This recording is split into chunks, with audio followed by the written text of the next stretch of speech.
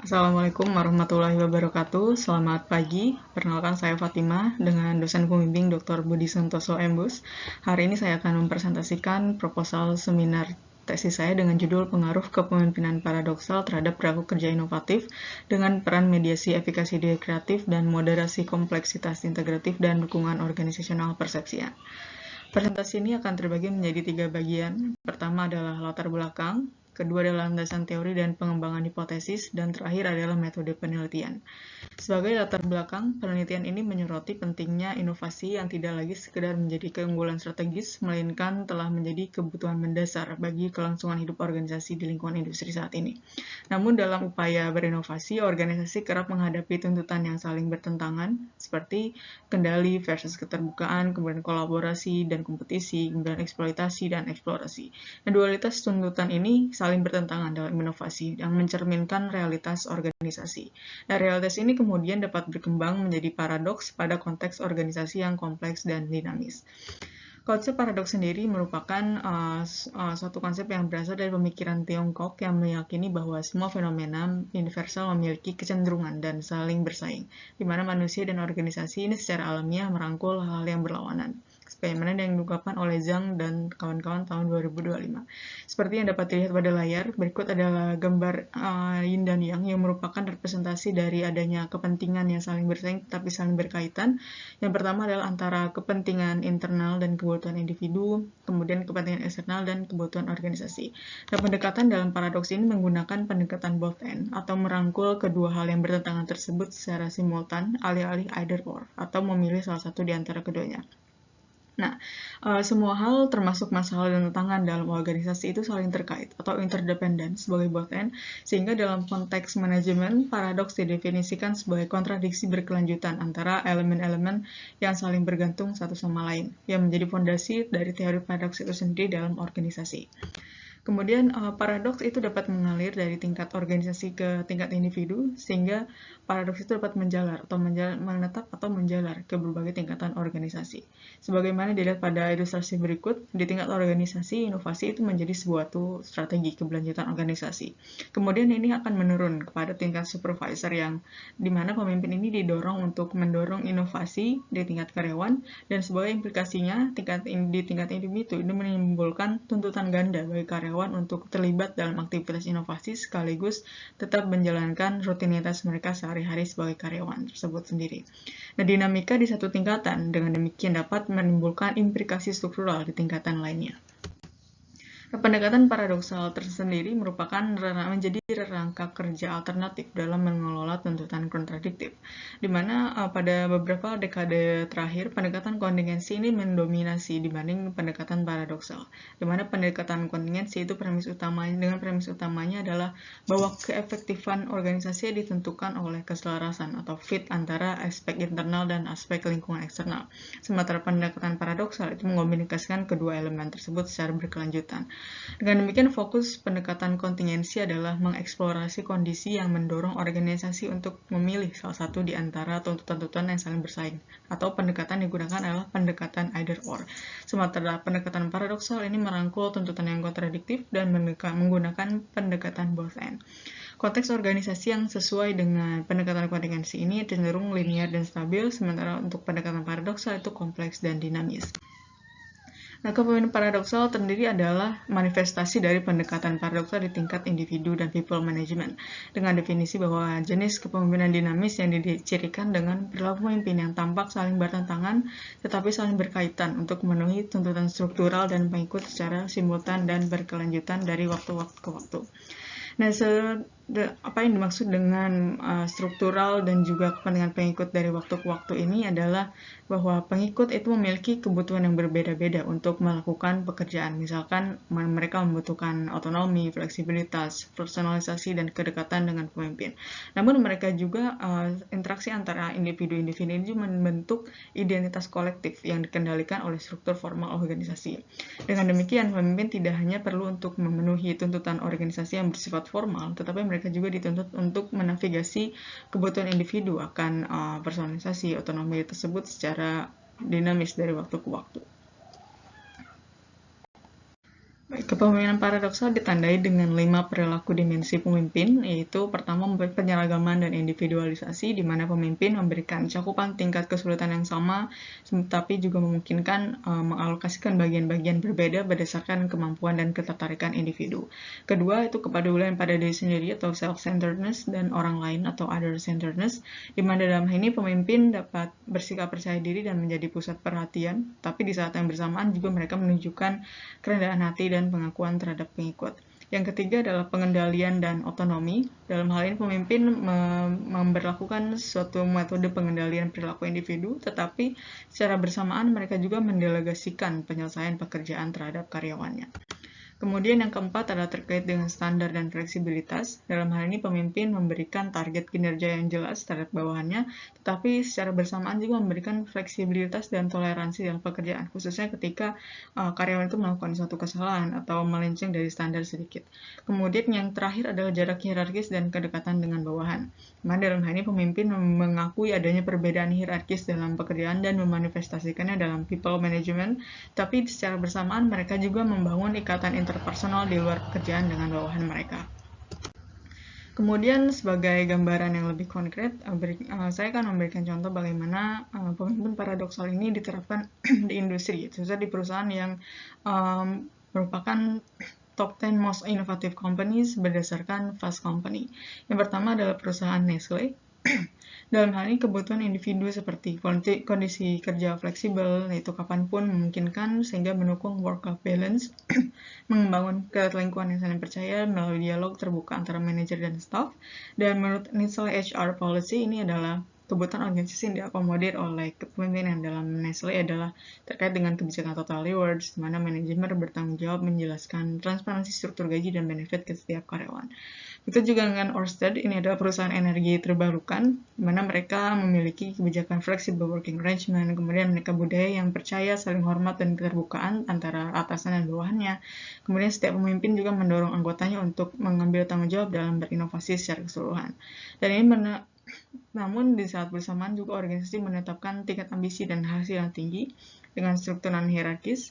Sementara itu di NVIDIA sendiri itu inovasi didorong sejak awal mereka masuk ke dalam perusahaan dan supervisor bertindak sebagai peer mentor dengan karyawan.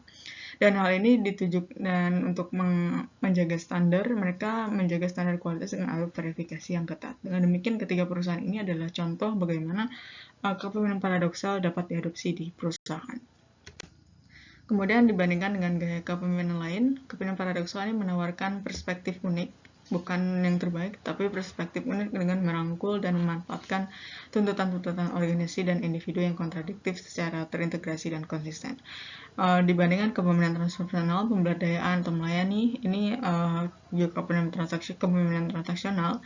Jadi kepemimpinan ini cenderung berfokus pada satu dimensi kebutuhan, yaitu kepemimpinan individu atau organisasi, sementara kepemimpinan ambidextrous memiliki beberapa kemiripan dengan kepemimpinan paradoksal dan memiliki dua tujuan sekaligus, tetapi kepemimpinan ambidextrous ini menekankan pada adanya pergantian konteks. Jadi ketika perusahaan mendorong inovasi, mereka akan mengedepankan eksplorasi, sementara ketika perusahaan lebih berorientasi pada standar kinerja dan profit, mereka lebih menekankan pada aspek eksploitasi. Sementara kepemimpinan paradoksal ini mengakomodir kedua dimensi kebutuhan tersebut, baik dari sisi individu ataupun organisasi, di mana keduanya ditujukan untuk keberlanjutan organisasi yang lebih jauh. Sehingga state of the art atau kebaruan dari penelitian ini adalah bahwa kepemimpinan paradoksal ini relevan untuk mendorong inovasi karena inovasi mengandung paradoks, dan kepemimpinan paradoksal melegitimasi kontradiksi tuntutan inovasi tersebut secara sekaligus. Kemudian karena area yang masih terbuka untuk dikaji dalam mekanisme psikologis dan juga kontekstual individu organisasi, sehingga dengan demikian, studi ini mengusulkan rangka kerja alternatif untuk mengungkap interaksi dinamis antara faktor psikologis, kognitif, dan situasional organisasi yang memungkinkan kepemimpinan paradoksal mendorong atau menghambat perilaku kerja inovatif individu. Berikut adalah rangka kerja yang diusulkan dan dibangun berdasarkan wawasan dari kerangka kerja interaksionistik inovasi oleh Waldman and Schoenfeld tahun 1990 dan mengintegrasikan teori paradoks, teori kognitif sosial, dan pertukaran sosial. Tujuan penelitian ini terdiri dari 4 tujuan. Yang pertama adalah menguji pengaruh kepemimpinan paradoksal terhadap perilaku kerja inovatif, kemudian menguji peran mediasi efikasi deduktif, moderasi kompleksitas integratif, dan moderasi hubungan dukungan organisasional persepsi. Kemudian kita masuk ke bagian tinjauan literatur dan pengembangan hipotesis. Hipotesis yang pertama adalah terkait dengan kepemimpinan paradoksal dan perilaku kerja inovatif, di mana hal ini dibangun berdasarkan teori paradoks yang menyatakan bahwa elemen-elemen yang tampaknya berlawanan tetapi saling berkaitan selalu ada dan perlu dikelola alih-alih dihilangkan. Nah, kompleksitas inovasi terdiri dari masing-masing tahapan yang melibatkan dualitas tuntutan yang kontradiktif akan kebutuhan organisasi dan kebutuhan individu. Dan kepemimpinan paradoksal hadir untuk menyeimbangkan tuntutan kontradiktif dalam perilaku kerja inovatif tersebut. Melalui 5 dimensi perlakuan dari perkembangan paradoksal ini, masing-masing dimensi berkontribusi terhadap perilaku kerja inovatif. Salah satunya contohnya dalam mempercayakan karyawan pada tugas-tugas yang sesuai dengan kemampuan dan preferensi mereka, kemudian mendorong karyawan memecahkan masalah kompleks, dan memberikan rasa aman secara psikologis untuk mengekspresikan ide-ide mereka sekaligus perspektif dari peran pemimpin. Dengan demikian, kepemimpinan paradoksal ini menimbulkan atau menciptakan lingkungan kerja yang mendukung inovasi dan pada akhirnya mendorong perilaku kerja inovatif. Studi literatur yang ada saat ini menunjukkan hasil yang bervariasi untuk pengaruh kepemimpinan paradoksal terhadap perilaku kerja inovatif, sehingga pengujian lebih lanjut diperlukan untuk memperjelas bukti empiris dari hubungan tersebut. Sehingga hipotesis pertama adalah kepemimpinan paradoksal berpengaruh positif terhadap perilaku kerja inovatif. Kemudian yang kedua adalah terkait dengan peran mediasi efikasi diri kreatif. Teori yang digunakan adalah teori kognitif sosial yang menyatakan bahwa pemodelan peran dan efikasi diri sebagai mekanisme utama yang membentuk perilaku individu seperti perilaku kerja inovatif. Kepemimpinan paradoksal berperan sebagai stimulus eksternal yang kemudian memicu proses kognitif atau respon terhadap perilaku paradoksal pemimpin dan terbentuknya efikasi diri kreatif, di mana individu dapat memahami bahwa perilaku pemimpin yang tampak ambigu adalah dikarenakan pemimpin berupaya menyelaraskan kebutuhan individu dan juga kebutuhan organisasi, sehingga inovasi atau ide-ide kreatif yang mereka utarakan itu selaras dengan tujuan organisasi. Sehingga luaran kinerja yang diharapkan di sini adalah perilaku kerja inovatif, di mana individu tidak berhenti pada penciptaan ide, tetapi lebih lanjut mewujudkan ide tersebut melalui perilaku kerja inovatif.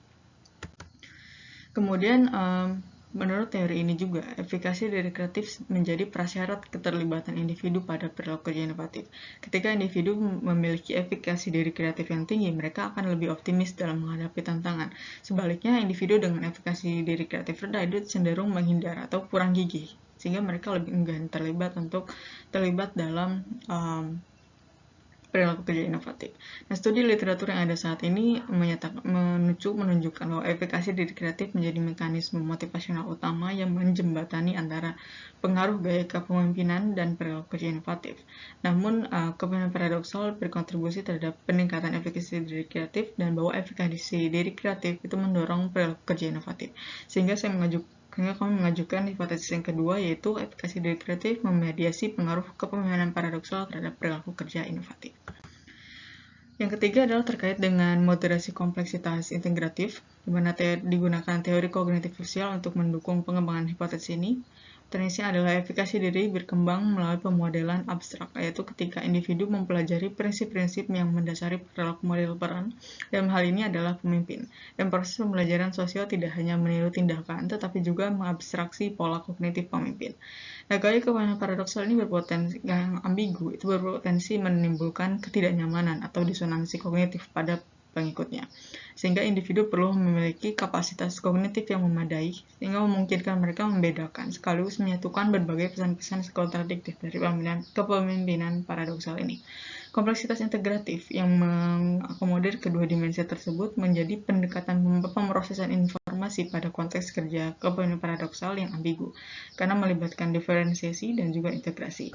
Sehingga ketika individu memiliki kompleksitas integratif, mereka akan menyadari, memproses, dan mengintegrasikan ambiguitas menjadi sebuah rangka pikir baru. Hal ini akan meningkatkan pemahaman individu terhadap situasi kerja yang paradoksal sehingga menjadi lebih jelas. Hal ini akan menimbulkan rasa kendali dan kompetensi sehingga mengurangi stres akibat ambiguitas. Sehingga dua faktor ini menjadi faktor pembentuk dari efikasi diri kreatif yang pada akhirnya akan menstimulasi individu untuk memiliki keyakinan baru terhadap ide-ide kreatif mereka. Studi literatur yang saat ini telah menguji bahwa kompleksitas integratif berperan sebagai moderasi terhadap pada hubungan kepemimpinan paradoksal dan juga perilaku dan efikasi diri kreatif. Namun, konstruk ini dimodelkan sebagai konstruk yang berinteraksi dengan stres kerja, sehingga penelitian lebih lanjut dibutuhkan untuk menguji kompleksitas integratif sebagai konstruk independen yang memoderasi kepemimpinan paradoksal terhadap efikasi diri kreatif untuk memperjelas sejauh mana faktor kognitif individu dapat mempengaruhi keefektifan kepemimpinan paradoksal dalam menstimulasi efikasi diri kreatif. Sehingga kami mengajukan hipotesis 3 dengan yaitu kompleksitas integratif memoderasi pengaruh kepemimpinan paradoksal terhadap efikasi diri kreatif, sehingga dampak kepemimpinan paradoksal terhadap efikasi diri kreatif akan lebih kuat ketika kompleksitas integratif tinggi dan lebih lemah ketika kompleksitas integratif rendah. Hipotesis yang keempat adalah terkait dengan moderasi dukungan organisasional persepsian. Dalam hal ini, sikap dan perilaku karyawan dipengaruhi oleh persepsi atas pertukaran yang mereka alami dengan organisasi, sebagaimana diungkapkan oleh teori pertukaran sosial oleh Blau tahun 1964. Dalam hal ini, individu dengan efikasi diri kreatif memang telah diidentifikasi sebagai pendorong utama dalam fase awal perilaku kerja inovatif. Namun, keberlanjutan tahap generasi ide terhadap menuju perilaku kerja inovatif ini masih bergantung pada faktor situasional organisasi. Untuk itu, dukungan organisasional persepsi yang menjadi faktor krusial karena mencerminkan sejauh mana individu merasa organisasi menghargai kontribusi dan peduli terhadap kesejahteraannya. Selain itu, karena perilaku kerja inovatif juga merupakan proses yang melibatkan penerjemahan ide-ide ke dalam praktik setelah mereka menciptakan ide, maka hal ini membutuhkan lebih dari sekedar kepercayaan individu pada kemampuan kreatif mereka, sekaligus juga memerlukan dukungan dari lingkungan yang lebih memadai.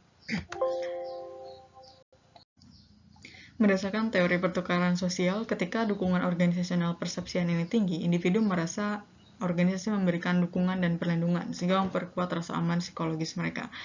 Sementara itu, ketika dukungan organisasional persepsi ini rendah, individu cenderung enggan terlibat dalam perilaku inovatif.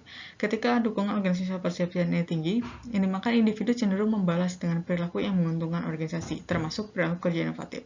Sedangkan sebaliknya, ketika dukungan organisasional persepsi ini rendah, individu merasa takut akan kegagalan, sehingga mereka bersifat resisten terhadap organisasi atau bahkan menarik effort mereka dari perilaku kerja inovatif.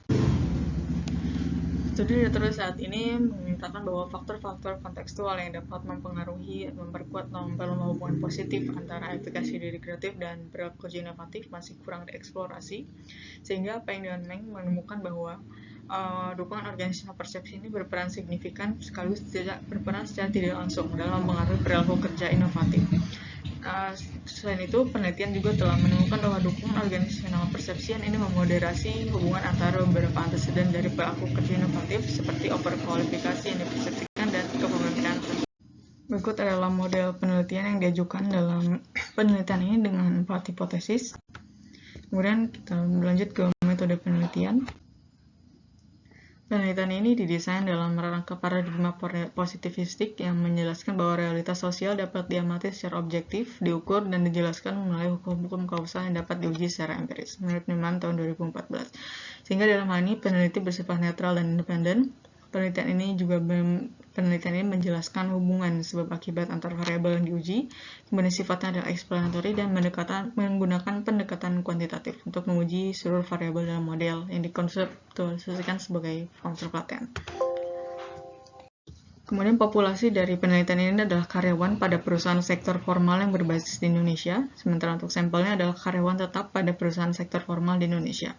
Perusahaan sektor formal dipilih karena memiliki struktur kepemimpinan yang jelas, sementara karyawan tetap dipilih karena mereka dianggap memiliki pemahaman yang lebih memadai terhadap struktur organisasi dan dinamika kepemimpinan di tempat kerja. Kemudian kriteria yang lain adalah aktif dalam pekerjaan terkait inovasi dan tantangan paradoksal. Kemudian yang terakhir adalah lama kerja dengan atasan minimal 6 bulan, karena individu dinilai telah melewati fase penyesuaian atau sense making phase dan membentuk persepsi yang lebih stabil terhadap dinamika kepemimpinan, tuntutan pekerjaan, dan dukungan organisasional, sebagaimana yang diungkapkan oleh Cukup Besari dan Nurmi. Kemudian teknik pengambilan data dan ukuran sampel. Pengambilan data menggunakan pendekatan non-probability sampling dengan teknik purposive sampling dengan target minimal jumlah responden adalah 220 responden.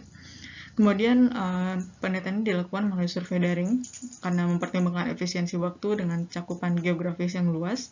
Kemudian juga karena ini menjangkau karyawan profesional, maka digunakan platform yang cukup familiar dengan karyawan profesional tersebut. Kemudian partisipasinya juga dianggap akan lebih tinggi dengan komunikasi yang baik dan instrumen yang efektif. Kemudian untuk instrumen kuesioner sebagai instrumen penelitian terdiri dari 10 bagian. Yang pertama adalah informasi umum, kedua adalah persetujuan partisipasi, ketiga adalah pertanyaan screening, keempat adalah pertanyaan demografis, dan bagian 5 ke 9 itu adalah pertanyaan terkait dengan variabel penelitian, dan yang ke-10 adalah bagian penutup. Kemudian terkait dengan definisi operasional variabel, yang pertama adalah definisi komponen paradoksal ini dan ada terkait dengan kepemimpinan paradoksal, yang keduanya diadaptasi dari Zhang tahun 2015 yang masing-masing mengukur setiap dimensi dan total indikator yang digunakan adalah 22 item pertanyaan. Kemudian yang kedua adalah definisi dari perilaku kerja inovatif sekaligus instrumen pengukurannya diadaptasi dari Johnson tahun 2000 yang mencakup 3 dimensi dengan total item pengukuran yang digunakan adalah 9 item pengukuran. Kemudian yang ketiga adalah efikasi diri kreatif menggunakan definisi dan instrumen pengukuran oleh Tierney dan Fermi tahun 2002. Yang total ada 3 indikator. Kemudian terakhir ada definisi kompleksitas integratif yang diadaptasi dari Swerdfeld and Bloch tahun 1993 dan Zhang tahun 2015 dengan 2 dimensi yaitu diferensiasi dan integrasi. Yang total item pengukuran adalah 11 indikator. Kemudian yang terakhir adalah lingkungan organisasional persepsian. Keduanya diadaptasi dari Eisenberger tahun 1986 dan untuk instrumennya secara khusus menggunakan Survey of Perceived Organizational Support SPOS-8 yang dikembangkan oleh Eisenberger sendiri dan terdiri dari 8 item pertanyaan dengan 2 item reverse coded. Kemudian untuk mengukur validitas dan reliabilitas dari instrumen pengukuran akan dilakukan validitas wajah, validitas konstruk, validitas konten, dan uji reliabilitas. Kemudian untuk teknik analisis data akan digunakan SEM berbasis PLS dengan perangkat lunak Smart PLS 4 karena mampu menangani model struktural yang kompleks yang melibatkan variabel laten termasuk pengaruh langsung, mediasi, serta moderasi. Kemudian untuk evaluasi model pengukuran di SEM PLS akan dilakukan pengujian terhadap kualitas indikator, reliabilitas internal, validitas konvergen, dan validitas diskriminan. Kemudian terkait dengan evaluasi model struktural ini akan dilakukan pengujian koefisien jalur, R-square, kemudian multicollinearitas antar konstruk dan effect size, juga SRMR dan Q-square. Demikian presentasi yang dapat saya sampaikan untuk proposal seminar tesis ini. Kurang lebihnya mohon maaf dan terima kasih. Wassalamualaikum warahmatullahi wabarakatuh.